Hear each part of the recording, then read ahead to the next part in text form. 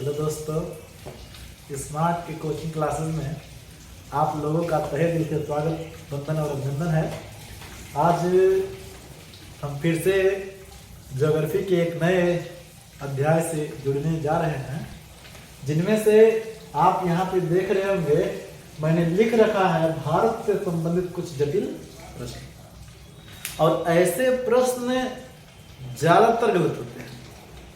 कारण ये है क्योंकि डाटा अपर्याप्त रहता है हमारे पास, हम सही तरीके से उसको नहीं कर पाते या नहीं समझ पाते हैं, जिसकी वजह से हमारे प्रश्न हो जाते हैं गलत। आज वही प्रश्न हमसे गलत ना हो, इसलिए इस विषय पर आज चर्चा करने जाएंगे।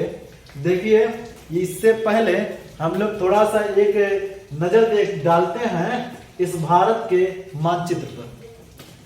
और भारत के मानचित्र को आप देख रहे होंगे, यहाँ पे मैंने कुछ राज्यों के नाम लिख रखे हैं। इससे क्या मतलब निकलता है, तो यहाँ पे देखिए सबसे पहले चीज हमने यहाँ पे इन राज्यों के सीक्वेंस से लगा रखा है। यानी यहाँ से मैं जो बात कहना चाह रहा हूं वह मैं बात कहना चाह रहा हूं कर्क रेखा की। ये आपकी है कर्क रेखा, और जिस कर्क रेखा को माही नदी 2 बार काटने का काम करती है। और ये 23.5 अंश उत्तरी अक्षांश में स्थित है। आपके भारत को बीचों बीच विभाजित करने का भी काम क्या करती है, कर्क रेखा करती है। और कैसे बांटती है ये थोड़ा सा समझिएगा। तो ये उत्तरी भारत और दक्षिणी भारत में बांटने का काम करती है। यहां पे इस कर्क रेखा पर कौन कौन से राज्य पड़ते हैं, ये राज्य बहुत पहले से आप लोग जानते हैं। कुछ इसमें कुछ लोग ट्रिक भी लगाते हैं, उन ट्रिकों को भी देखेंगे। लेकिन यहां से प्रश्न अब थोड़ा सा पैटर्न बदलेगा। अब ये नहीं पूछा जाएगा कि कितने राज्य आपके कर्क रेखा से होकर के गुजरते हैं। अब ये पूछा जाएगा निम्नलिखित में से कौन सा राज्य कर्क रेखा से होकर नहीं गुजरता है, या इस तरीके से पूछा जाएगा कि निम्नलिखित में से कौन से राज्य आपके कर्क रेखा पर शामिल हैं। या ऐसे पूछ लिया जाएगा कि पूरब से पश्चिम का क्रम बताइए या पश्चिम से पूरब का क्रम बताइए। तो ये हमने जो लिख रखा है, यहां देख रहे होंगे आप लोग पश्चिम से पूरब के क्रम में, तो आपका गुजरात सबसे पश्चिम में है। इसी के सीक्वेंस में सब चीज है। गुजरात, राजस्थान, मध्य प्रदेश, छत्तीसगढ़, झारखंड, पश्चिम बंगाल, त्रिपुरा और मिजोरम कुल मिलाकर के कितने हैं, तो 8 है।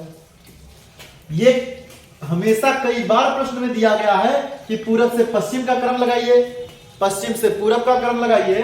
तो आप समझिएगा कभी कभी गुजरात गायब कर देगा, मध्य प्रदेश गायब कर देगा, या फिर झारखंड गायब कर देगा। तो आप यहाँ पे डिस्टर्ब ना होइएगा जरा सा भी, क्योंकि ये देखिए आपका, देखिए अगर राजस्थान नहीं है तब गुजरात के बाद मध्य प्रदेश आप लगाइएगा, अगर पश्चिम से पूरब का क्रम पूछा है। बात समझ रहे हैं। अगर पूरब से पश्चिम का पूछा है तो इधर से लगाइएगा, मिजोरम से त्रिपुरा से पश्चिम बंगाल। मान लीजिए त्रिपुरा और मिजोरम नहीं दिया है, तब कहां से लगाएंगे, तब आप लगाएंगे पश्चिम बंगाल, झारखंड, छत्तीसगढ़, मध्य प्रदेश, राजस्थान, गुजरात। ये क्रम जरूर याद होना चाहिए। क्रम कैसे हो याद होगा, इस चीज के लिए हम एक ट्रिक समझते हैं। आप ऐसे सीधे लिखिएगा, गरम छज्जा पत्रिम, गरम छज्जा पत्रिम।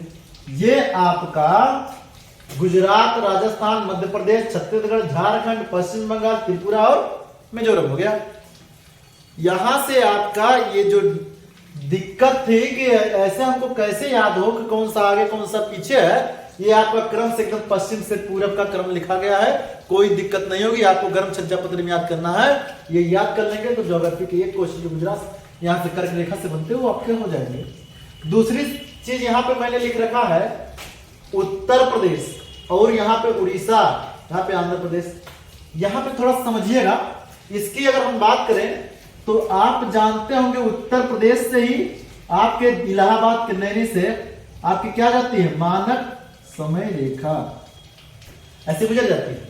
ये कितने अक्षांश पर होता है, यहाँ पे मैंने मेंशन कर दिया हूं, यहाँ पे 82.5 अंश पूर्वी देशांतर किन किन राज्यों से होकर जाती है। देखिए समझेगा, भारत की मानक समय रेखा 82.5 अंश।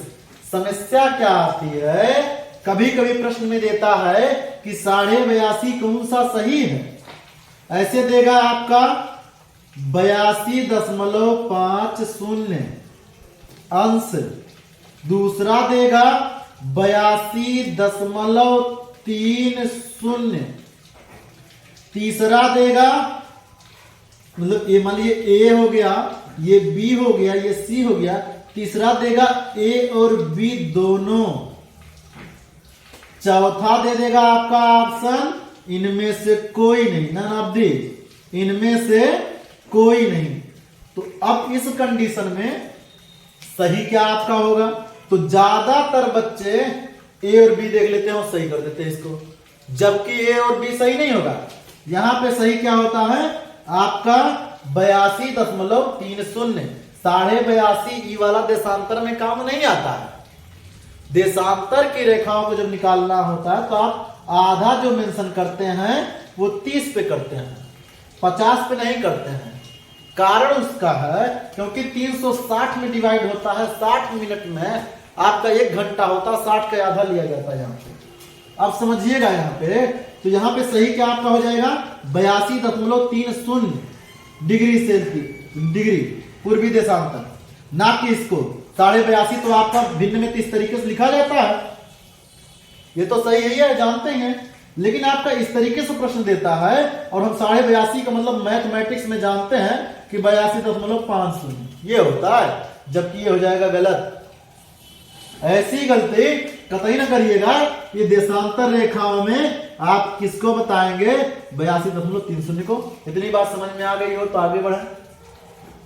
देखिए आगे के क्रम में किन किन राज्यों से होकर के जाती है, इस चीज को थोड़ा सा समझिएगा।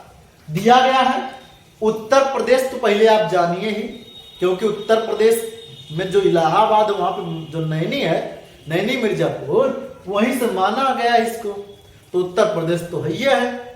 उसके अलावा कहां कहां से जा रही है? 5 राज्यों से होकर के जाती है। देखिए समझे, उत्तर प्रदेश हो गया, मध्य प्रदेश, छत्तीसगढ़, उड़ीसा और आंध्र प्रदेश। तो 1 2 3 4 और 5 बात समझिएगा। बहरहाल यहाँ पे मध्य प्रदेश छत्तीसगढ़ दोनों से होकर के गुजरता, मैं इस तरीके से लिख दिया हूं, इससे आप लोग कंफ्यूज ना होइएगा। यहाँ पे उत्तर प्रदेश, मध्य प्रदेश, छत्तीसगढ़, उड़ीसा और आंध्र प्रदेश, यहां से होकर के आपके 5 राज्यों से होकर के क्या जाती है भारत की मानक समय रेखा, जो कि आपके ग्रीनविच के मानक समय रेखा से 5.5 घंटा आगे है। आगे समझिएगा, यहां पे इतनी बात समझ में आ गई हो। अब देखिए यहां पे रेड क्लिफ, यहां पे डूरंड, यहां पे मैकमोहन। इसकी चर्चा यदि करें तो हिंदुस्तान यानी अर्थात भारत को पाकिस्तान से अलग करने का काम किसका है? रेड क्लिफ का। अब वहां पे अफगानिस्तान लिखा है। अब प्रश्न क्या है कि अफगानिस्तान को हिंदुस्तान से अलग कौन करता है? तो यहां पे क्वेश्चन हो जाता है थोड़ा सा गलत। कारण यह है क्योंकि जो पीओके का क्षेत्र है ये पाकिस्तान का है। अब पाकिस्तान का जब क्षेत्र है तो जाहिर सी बात है ये जो अलग करेगी डूरंड रेखा, तो अफगानिस्तान को किससे अलग करेगी? पाकिस्तान से अलग करेगी। लेकिन भौगोलिक क्षेत्र में वो आपका किसका हिस्सा है? तो हिंदुस्तान का हिस्सा है। तो यदि आपका पाकिस्तान अफगानिस्तान नहीं दिया है तो आप हिंदुस्तान और अफगानिस्तान लगा के आइएगा डूरंड रेखा। आई बात समझ में? आगे समझते हैं यहां पे जो चीन को और जो भारत को अलग करने का काम कौन करता है? तो मैकमोहन रेखा करती है। अच्छा, ये रेखा कोई ऐसा नहीं है कि खींचा गया हो, ये एक काल्पनिक रेखा है जो कि हम मानी गई है मानचित्र पर, और ऐसी कोई रेखा खींची गई नहीं गई। तो मैकमोहन, अच्छा दूसरी चीज पूछा जाता है किस जगह पर मैकमोहन रेखा जो है चाइना से हमको अलग करती है? तो वो अरुणाचल प्रदेश है। कारण उसका है क्योंकि यहां पे तिब्बत वाला जो क्षेत्र है ये पूरा हिमालयी क्षेत्र है, तो यहां पे तो ऐसा बांटने की जरूरत नहीं पड़ेगी। तो यहां पे हमारी रेखा अरुणाचल प्रदेश में जो स्थित है, इस अरुणाचल प्रदेश से क्या करेगी? चाइना को अलग कर देगी। अरुणाचल प्रदेश आपका भारत का हिस्सा, इसलिए भारत और चाइना को अलग करने का काम कौन करेगा? मैकमोहन रेखा। तो 3 रेखाओं का जिक्र हम कर चुके हैं। आगे समझते हैं कि यहां पे मैंने कुछ नंबरिंग कर रखा है। नंबरिंग क्यों किया हूं मैं यहाँ पे? भारत के जो तटीय राज्य हैं वो राज्य कितने हैं इसकी मैं चर्चा कर रहा हूं। तो भारत के तटीय राज्य अर्थात ऐसे राज्य जो सागरों से लगे हुए हैं, कुछ बंगाल की खाड़ी से लगे होंगे, कुछ आपके अरब सागर से लगे होंगे, कुछ मन्नार की खाड़ी से लगे होंगे। तो यहां पे समझिएगा, गुजरात पहला हो गया तटीय प्रदेश, महाराष्ट्र दूसरा हो गया, गोवा तीसरा, कर्नाटक चौथा, केरल पांचवा, तमिलनाडु छठवां, आंध्र प्रदेश सातवां, उड़ीसा आठवां और 9वां राज्य आपका पश्चिम बंगाल। ये क्या है? आपके तटीय प्रदेश है। थोड़ा सा समझिएगा यहाँ पे बात। यहां पे पूछा जाता है कि सबसे ज्यादा तटीय सीमा किसकी है? आपका गुजरात न दे, गुजरात नहीं देगा तो क्या लगाएंगे? देखो गुजरात को जो गायब कर देंगे, महाराष्ट्र, तो यहां पे देखिए आंध्र प्रदेश, तो ये मैं नंबर जो लिख रखा हूं, सबसे ज्यादा जो सीमा है तटीय प्रदेश वो कौन है? गुजरात। सबसे नंबर 1 पे गुजरात है, उसके बाद आंध्र प्रदेश, तीसरे नंबर पे महाराष्ट्र, चौथे पे तमिलनाडु। तो ये 4 ऑप्शन बनाए जाते हैं आपके। अगर मान लीजिए आपका, तब लोग जानते हैं सबसे ज्यादा तटीय सीमा कौन बनाता है? गुजरात बनाता है। लेकिन गुजरात तो नहीं देगा। जब गुजरात नहीं देगा तो आपको इसके पीछे का क्रम जानना पड़ेगा। हम तो जान गए कि हाँ भाई 9 है, लेकिन 9 में गुजरात गायब कर देगा तो क्या करेंगे आप? तो यहां पे इसीलिए ये 3 और याद कर लीजिएगा कि गुजरात के बाद सबसे ज्यादा सीमा किसकी है? तो वो आप किसकी है? आंध्र प्रदेश की। आंध्र प्रदेश से के बाद किसकी है? तो आपका महाराष्ट्र का। फिर उसके बाद किसका है? तमिलनाडु का। तो ये 4 नंबर आप लोग याद कर लीजिएगा। तो ये तटीय सीमा है। तो तटीय राज्य कितने हैं? तो 9 राज्य हैं। ये ध्यान से समझिएगा, तटीय राज्य यदि हमसे पूछा जाए तो तटीय राज्य आपके कुल कितने आएंगे? 9 आ जाएंगे। और यहां पे समझिएगा, अंडमान निकोबार, पूरा अंडमान निकोबार द्वीप समूह बोला जाता है।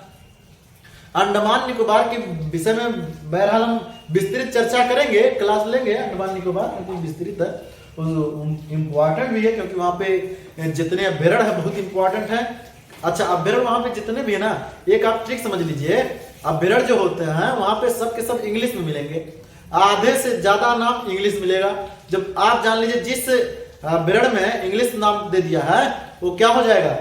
वो आपका जो है यहां पे अंडमान निकोबार में हो जाएगा।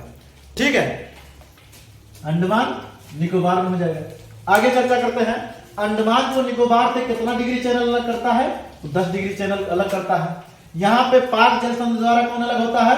श्रीलंका अलग होता है। श्रीलंका की भी चर्चा हम आगे करेंगे। हाँ, महावेली गंगा, महावेली गंगा, महावेली गंगा की बात किया जाए तो महावेली गंगा कहां की है? सबसे बड़ी नदी। तो आपके श्रीलंका की सबसे बड़ी नदी क्या है? महावेली गंगा। आगे हम चर्चा करते हैं। थोड़ा सा यहाँ पे देखिए कुछ महत्वपूर्ण बिंदु है, देखिए समझिएगा। केंद्र शासित प्रदेश, इन केंद्र शासित प्रदेशों में हमसे क्या पूछा जाता है कि सबसे बड़ा केंद्र शासित प्रदेश किसमें? तो ये मैं बात कर रहा हूं क्षेत्रफल में। क्षेत्रफल में सबसे बड़ा लद्दाख और सबसे छोटा लक्षद्वीप। लेकिन वहीं यदि हम बात करें जनसंख्या में केंद्र शासित प्रदेश, सबसे बड़ा दिल्ली और सबसे छोटा लक्षद्वीप। केंद्र शासित प्रदेश से बनाने का तात्पर्य क्वेश्चन ये है क्योंकि ज्यादातर बच्चे केंद्र शासित प्रदेशों पर ध्यान नहीं देते हैं और प्रश्न आपका यहीं से बनने वाला है।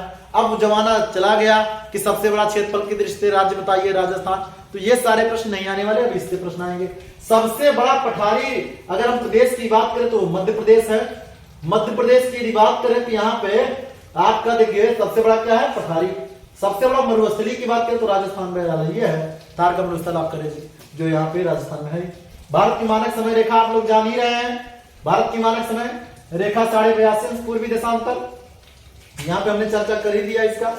और हम बात करें यहाँ पे क्षेत्रफल की दृष्टि से 4 सबसे बड़े राज्य, तो यहाँ पे हम इसलिए इसको मेंशन किए क्योंकि कभी कभी आपका पहला वाला गायब कर देता है तो वहां पे दिक्कत आ जाती है। तो राजस्थान पहला, दूसरे मध्य प्रदेश, तीसरा महाराष्ट्र, चौथा आपका उत्तर प्रदेश। वहीं अगर हम बात करें जिले की, क्षेत्रफल की दृष्टि से 4 बड़े जिले कच्छ, लेह और जैसलमेर। वहीं भारत में सर्वाधिक नगर की यदि बात करें तो सर्वाधिक नगर भारत में कहां पे पाया जाता है, तो वो आपका उत्तर प्रदेश में। लेकिन सबसे कम नगर कहां पाया जाता है, मेघालय में। वहीं यदि बात किया जाए भारत में सर्वाधिक नगरीय जनसंख्या, तो नगरीय जनसंख्या अलग है, नगर अलग है। नगर पूछा जाएगा तो जवाब देंगे उत्तर प्रदेश, लेकिन नगरीय जनसंख्या यदि पूछा जाएगा तो आप जवाब दीजिएगा सपनों की नगरी महाराष्ट्र, मुंबई। देखिए समझिएगा, सबसे कम नगरीय जनसंख्या कहां पे है, सिक्किम में। वैसे भी सबसे कम जनसंख्या की बात की जाए तब भी आपका सिक्किम है। यहां पे मैं कुछ डाटा दे रखा हूं, ये बहुत इंपॉर्टेंट है डाटा, आप समझिएगा। यहाँ पे ध्यान दीजिए, लिखा है गया है यहाँ पे प्रतिशत, यहाँ पे क्षेत्रफल समझिएगा। सबसे ज्यादा देखिए सर्वाधिक वनावरण प्रतिशत वाले राज्य, प्रतिशत में सबसे ज्यादा कहां पे है, तो मिजोरम में। मिजोरम आपका ऑप्शन में न देगा, क्या देगा आपका ऑप्शन में, अरुणाचल प्रदेश, मेघालय, मणिपुर, नागालैंड। इनमें से बताइए, क्रम से बताइए, लगाइए कौन सा सबसे ज्यादा, उससे कम किसमें है। तो सबसे ज्यादा प्रतिशत में क्षेत्र जो है आपका वन कहां पे है, मिजोरम में। और वहीं अगर बात करें अरुणाचल प्रदेश में दूसरे नंबर पे, फिर मेघालय, फिर मणिपुर, फिर नागालैंड। ये आपका प्रतिशत से है। वहीं यदि हम बात करें सर्वाधिक वन क्षेत्रफल वाले राज्यों में, तो अब देखिए क्षेत्रफल में देखा जाएगा तो अलग, प्रतिशत में देखा जाएगा तो अलग। इस चीज पे थोड़ा सा गौर करिएगा कि मध्य प्रदेश में सबसे ज्यादा क्षेत्रफल वाले, सबसे ज्यादा क्षेत्रफल वाले यहाँ पे वन पाए जाते हैं। सबसे ज्यादा क्षेत्रफलों में जो वन पाए जाते हैं मध्य प्रदेश में, फिर अरुणाचल प्रदेश, फिर छत्तीसगढ़, फिर उड़ीसा, फिर महाराष्ट्र। इस तरीके से आप समझिएगा, ये डाटा बहुत ही जरूरी है। आप वीडियो के पहले ही थोड़ा सा रोक करके स्क्रीनशॉट ले लीजिएगा, ठीक है। तो यहां तक तो कोई दिक्कत नहीं, और आगे की चर्चा हम बहरहाल अगले वीडियो में करेंगे। आज की वीडियो यहीं पे हम समाप्त करते हैं। जय हिंद, जय भारत।